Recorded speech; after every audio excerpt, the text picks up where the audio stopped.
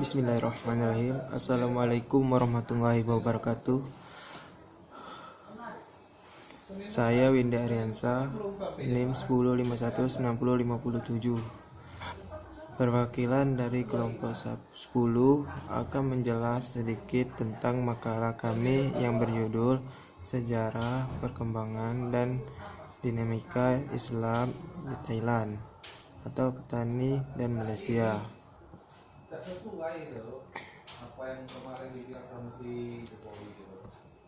Proses masuknya Islam di Thailand dimulai sejak kerajaan Siam mengakui si kerajaan petani lebih dikenal oleh penduduk Muslim.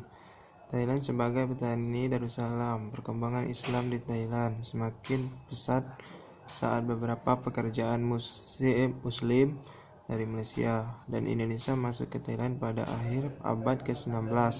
Saat itu mereka membantu kerajaan Thailand membangun beberapa kanal dan sistem perairan di Krung,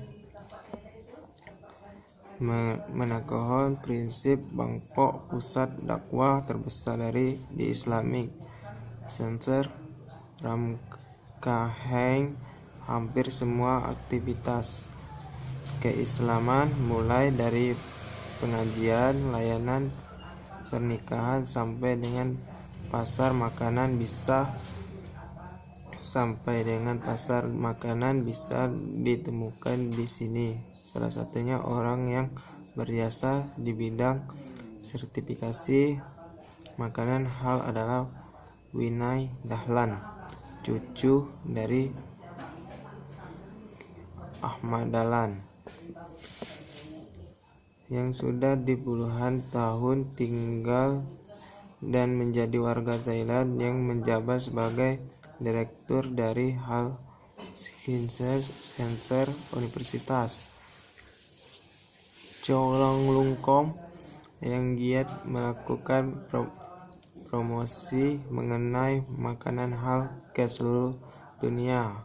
Islamic Center Ramkhamhaeng menjarak sekitar 2 km dari kantor Kedutaan Besar Republik Indonesia di Jalan Petuchuburi. Dalam kehidupan berbangsa dan bernegara, pemerintah kerajaan di Thailand memberikan kebangsaan yang sebesar-besarnya bagi kaum muslim Thailand untuk melaksanakan ibadah haji dan berdakwah.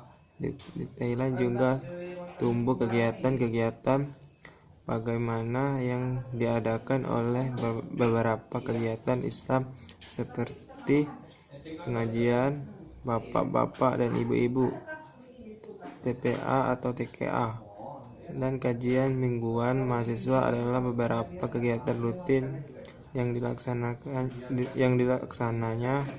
Masyarakat pelajar Muslim Indonesia juga mengadakan silaturahmi bulanan dalam forum pengertian Dinamika Islam Thailand atau petani. Pada masa-masa terdahulu, Muslim di Thailand lebih banyak dikenal dengan sebutan hak orang asing, bahkan terdapat pula sebutan kae berkulit hitam, sebutkan yang menunjukkan betapa keberadaan Muslim di Thailand sering dianggap sebagai sumber masalah. Belakangan terdapat perkembangan cukup baik, seperti dicatat Anpursupan. Sebelum kae perlahan mulai berkurang, kini kaum terdidik sering menyebutkan Thai Islam atau Thai Muslim. Sementara secara politik dan ekonomi semakin banyak figur Muslim Thailand yang menduduki posisi strategis di tingkat negara. Surin Pitsuan, misalnya, seorang Muslim yang pernah menjabat Sekretaris Jenderal ASEAN. Secara umum Muslim di wilayah Thailand Selatan didominasi oleh komunitas Muslim Melayu. Melayu di sini tidak berarti Malaysia, tapi lebih luas lagi. Penduduk Muslim di Thailand juga berasal dari Jawa dan Aceh. Oleh karena meskipun bahasa yang digunakan adalah Melayu, tetapi agak berbeda dari bahasa Melayu pada umumnya. Bahasa ini kemudian dikenal dengan bahasa Melayu. Petani Islam di selatan ini bisa dipahami, mengingat wilayah ini merupakan pusat kekuasaan kesulitan petani Darussalam, atau kesulitan petani runtuh ketika diserang dan kemudian dikuasai kerajaan Siam. Kerajaan Melayu di Thailand ini sempat dipimpin 3 dinasti: dinasti Sriwangsa, dinasti Kelantan pertama, dan dinasti Kelantan kedua. Provinsi Songkhla, salah satu kota yang komunitas Muslimnya cukup banyak, adalah Hat Yai. Kota ini adalah satu yang sering dikunjungi orang asing. Berbatasan langsung dengan Malaysia. Utara Hat Yai adalah tempat di mana biasa ditemukan perpaduan unsur-unsur Islam dan Siam. Misalnya di berbagai tempat papan nama tertulis di dalam 3 bahasa Melayu yang ditulis dalam huruf Pegon, Chai, dan Inggris.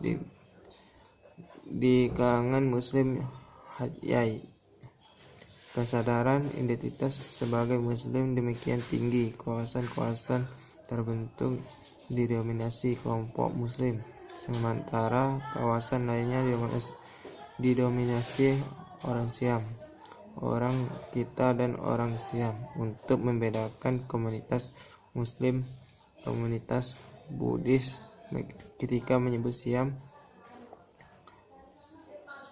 ada nada sin isme.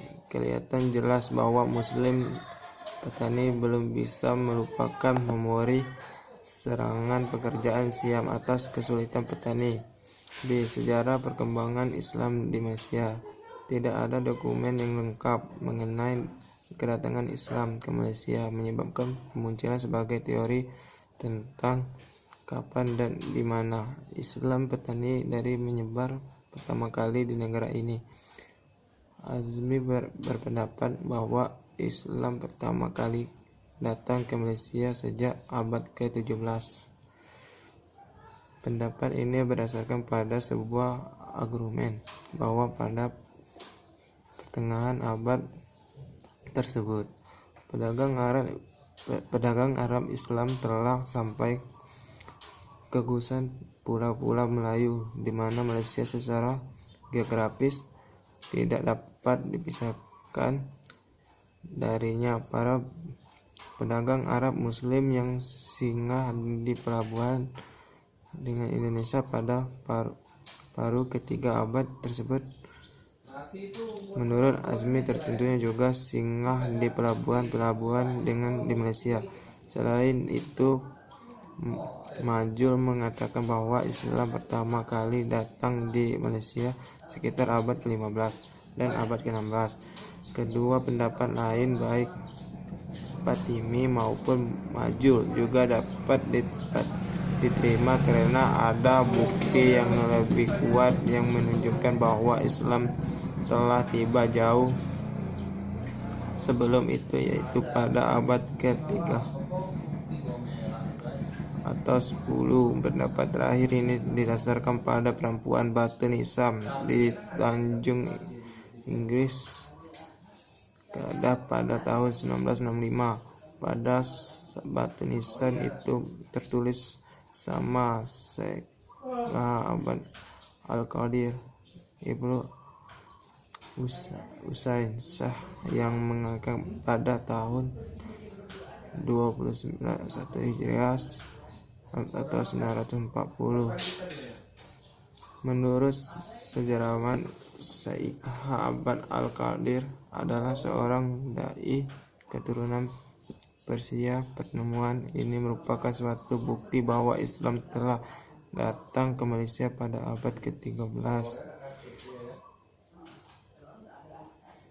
atau 10. Fakta-fakta sejarah ini menjadikan bahwa Islam di Malaysia terus mengalami perkembangan yang ditandai dengan perkembangan ilmu pengetahuan dan pendidikan. Islam semakin mengalami kemajuan memasuki awal abad ke-20 bertepatan dengan masa pemerintah Inggris. Urusan-urusan agama dan adat Melayu lokal Malaysia di bawah koordinasi Sultan Durhal itu diatur melalui sebuah departemen, sebuah dewan ataupun kantor sultan. Setelah tahun 1948, setiap negara bagian dalam Federasi Malaysia telah membentuk sebuah departemen urusan agama. Orang Muslim di Malaysia juga tunduk pada hukum Islam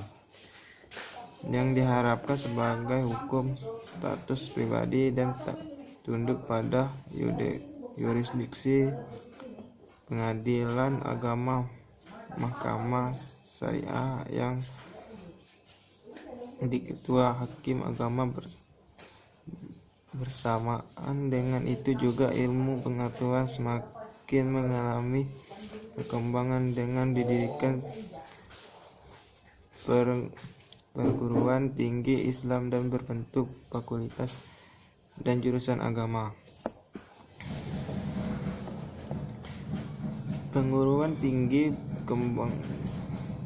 kembangan Malaysia adalah Universitas Malaysia yang kini kita kenal Universitas Kebangsaan Malaysia. Memasuki masa pasca kemerdekaan, jelas sekali bahwa pola perkembangan Islam tetap berpengaruh oleh pihak penguasa atau top down. Sebagai penguasa atau pemerintah, Malaysia menjadikan Islam sebagai agama resmi negara warisan Undang-Undang Malaka C. Dinamika Islam di Malaysia.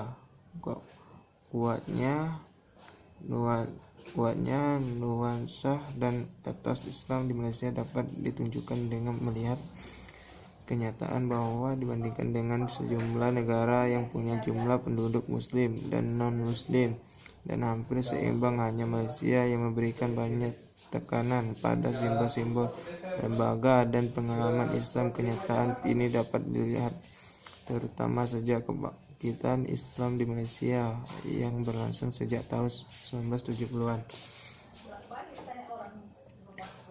dan mencapai puncaknya pada tahun 1980-an. Yang ini dapat dibuktikan mulai dari deklarasi pemerintah untuk merevisi sistem hukum nasional agar lebih selaras dengan hukum Islam 1978. Dalam perkembangan tertarik dukungan pemerintah terhadap Islam dapat dilihat dari pembangunan secara besar-besaran pusat Islam di Putrajaya serta institusi program-program dan kegiatan keislaman melalui lembaga itu. Faktor sejarah perkembangan Islam yang telah menjadi bagian yang tak terpisahkan dari perkembangan politik Melayu sejak masa kesulitan Malaka. Kendati demikian, kuatnya etos Islam di Malaysia hanya bisa dipahami secara berarti dan realitas jika hubungkan dengan banyak faktor lain yang telah memperkuat pengaruh Islam dalam sebagai fase sejarah Malaysia. Dan itulah materinya. Sekian, terima kasih. Wassalamualaikum warahmatullahi wabarakatuh. Penduduk Muslim di Thailand juga berasal dari Jawa dan Aceh. Oleh karena meskipun bahasa yang digunakan adalah Melayu, tetapi agak berbeda dari bahasa Melayu. pada umumnya. Bahasa ini kemudian dikenal dengan bahasa Melayu. Petani Islam